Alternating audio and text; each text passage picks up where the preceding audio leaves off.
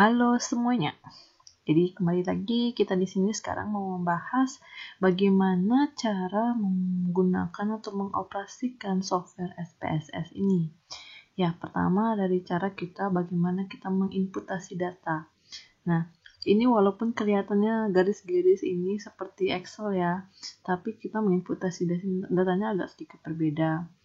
Oh ya, ini berlaku untuk kedua versi ya, baik yang versi 20 untuk 32 bit maupun versi 25 untuk yang 64 bit, sama aja, tidak ada perbedaannya. Oke, kita langsung saja. Nah, sebelumnya kita sudah membahas di sini untuk menu filenya itu sudah ada file, edit, view, data, transform, analyze, graph, utilities, extension, windows, dan help. Ya, nanti kita akan coba di menu ini. Nah, sekarang bagaimana kita mau inputasi data? Kita lihat dulu di bagian bawah sini.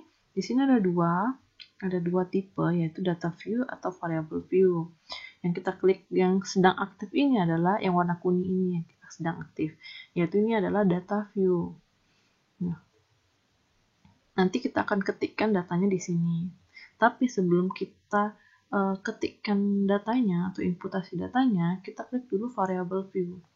Jadi variable view ini juga sama sih kotak-kotak, cuma untuk variable view ini kita gunakan untuk mendefinisikan variabel apa saja yang ingin kita input.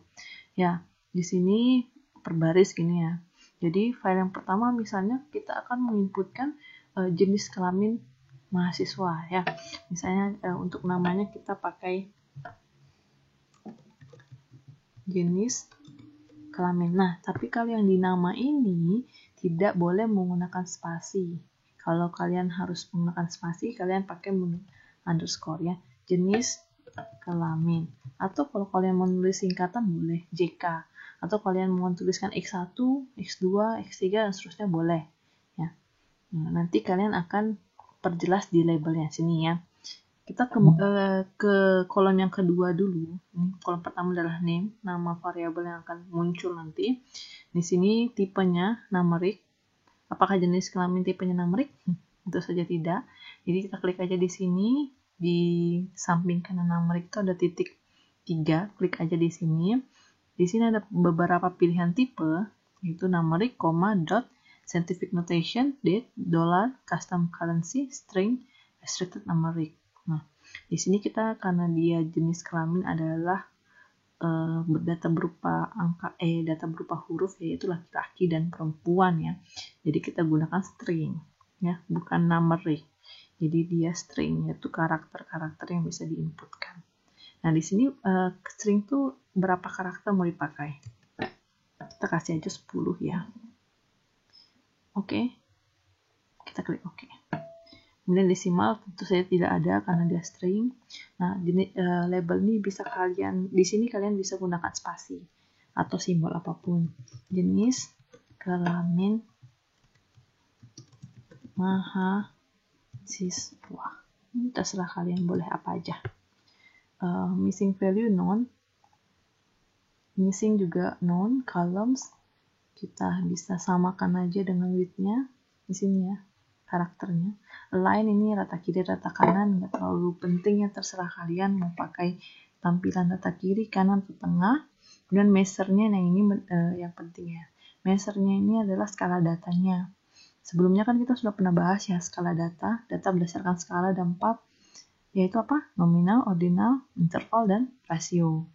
Nah, di sini karena dia string, pilihannya hanya nominal atau ordinal saja kategori. Masih ingat nggak? Kalau nominal ini kategori yang tidak ada tingkatannya. Dia hanya membedakan saja. Kalau ordinal yaitu kategori-kategori yang ada tingkatannya satu sama lain. Ada kategori yang tingkatannya rendah, ada yang kategori yang tingkatannya lebih tinggi, dan seterusnya ya. Nah, kira-kira kalau jenis kelamin kita ada tingkatannya atau enggak?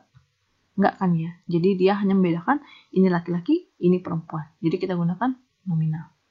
Role-nya tetap input. Nah, yang kedua misalnya kita mau menginput IPK ya. IPK, tulis aja IPK. Ya, IPK. Nah, IPK ini tipenya apa? Ya, namanya ya. Kemudian width-nya ini di default aja 8. Decimal place-nya kita pakai 2 aja, artinya berapa angka di belakang koma. Bisa kita atur di sini. Kalian mau pakai 0 boleh, tapi kalau IPK biasanya 2 angka ya di belakang koma. Labelnya kalau kalian mau kosongin label ini nggak masalah ya. Tapi untuk pelengkap aja. Biar dia lebih cantik nanti pada saat terlihat di output. Values dan missing kita kasih noun, column kita kasih default aja 8, align boleh right. Nah, measure-nya ini, nah kalau tipenya numeric, measure-nya ada 3 di sini, scale, nominal, atau ordinal. Nominal dan ordinal tadi sudah dijelaskan. Nah, kalau scale ini, ya dia tidak membedakan interval atau rasio. Yang penting interval dan rasio itu dianggap scale, yaitu sesuatu yang bisa diukur atau bisa dihitung ya. Jadi kita jelas kalau IPK tidak mungkin kategori ini ya. Tidak mungkin nominal dan tidak mungkin ordinal, jadi dia pasti scale. Sudah? Misalnya hanya 2 saja ya yang mau kita input. Kalau kalian punya beberapa variabel, ya tambahkan lagi ke bawah. Disesuaikan lagi, tipenya apa, width-nya itu kalian mau berapa, desimalnya berapa, labelnya apa, dan seterusnya. Ya, oke. Kalau di sini kita kasih contoh cuma 2 jenis saja. Kemudian kita klik lagi ke data view untuk inputasi datanya ya. Di sini kita udah identifikasi variabel, baru kita ini boleh digain sini ya. Ya, jenis kelamin. Oh iya, lupa tadi. Kita kembali lagi ke variable view. Oh iya, lupa tadi ya. Jadi di jenis kelamin di sini di values-nya kita kasihkan kita klik 3 nih, tanda 3 ini. Kemudian value kita kasih 1, labelnya untuk laki-laki. Ini gunanya apa? Ini untuk gunanya biar kalian tidak ngetik lagi laki-laki di dalam data view ya. Jadi kita bisa ketikkan 1 saja maka dia akan muncul laki-laki. Kemudian kita ketik 2 untuk perempuan. Oke ya, kita add. Udah, jadi setelah kita add dia akan masuk ke dalam box ini, dalam kotak ini, 1 laki-laki, 2 perempuan. Ini kita oke kan saja. Nah, setelah itu kita kembali ke data view. Nah, kita jenis kelamin kita tidak perlu lagi ngetik laki-laki. Gitu ya, karena kan capek ya kalau ngetik itu. Nah, kita bisa klikkan 1, misalnya 1, 1, 1, kemudian 2, 2, 1, 1. Misalnya kita punya 15 data, misalnya aja nih ya. Kemudian IPK-nya kita pakai. Nah, di sini titik dan koma itu disesuaikan dengan laptop kalian ya. Saya 3,5, 3,43, 3,54, 3,6, salah. 3,67, 3,9, 3,8, 3,75, 3,65, misalnya ada yang 3,1, 3,3, 3,3, 3,4, 3,15, 3,9, 3,9. Nah, misalnya seperti ini ya. Ini misalnya aja ya. Kemudian di sini bagaimana biar kita bisa menampilkan 1 ini menjadi laki-laki, 2 ini menjadi perempuan. Kita tinggal klik menu view, kemudian di sini kan ada value label, kita centang di sini. Ada box yang nggak tercentang, kita klik aja di situ. Nah, ketika dia sudah tercentang, maka dia akan muncul seperti ini. Oke? Jadi gitu ya, jadi gampang aja inputnya. Kalau untuk yang string, kita harus membuat value-nya dia. Value-nya dia ini sebenarnya boleh apa aja sih, nggak harus 1 dan 2. Misalnya kalian pakai 0 dan 1 boleh, 2 dan 3 boleh gitu. Ya. Tapi biasanya cari yang gampang aja, 1, 2 gitu. Oke, itu cara inputasi data di SPSS. Sekarang kita simpan, caranya gampang aja, nih file, save atau save as, sama aja dengan cara menyimpan file Microsoft Office ya. Gitu. Kalau pertama kali menyimpan, kita bisa klik save aja, maka dia akan muncul. Nah, di sini di mana yang mau kalian simpan datanya. Yang misalnya kalian punya id misalnya, kemudian di sini buat new folder, di sini latihan SPSS. Oke.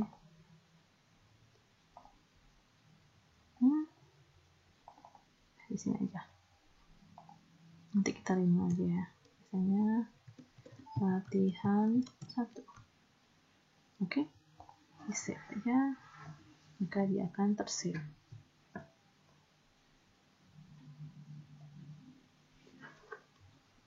Nah, kemudian kita juga akan membahas bagaimana kita lakukan analisis sederhana, bagaimana cara menghitung ukuran pemusatan dan ukuran penyebaran data dengan menggunakan data yang sudah kita input ini. Ya.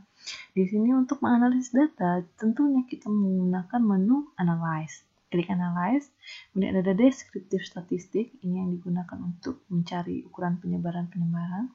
Ya, kita cari Frequencies. Kemudian di sini yang bisa kita masukkan, ini yang kita punya, ini yang akan kita olah ya. Jadi apakah yang misalnya kita olah adalah dua-duanya aja ya kita masukkan. Ini bisa di double klik atau bisa diklik satu kali kemudian klik tanda panah ke kanan.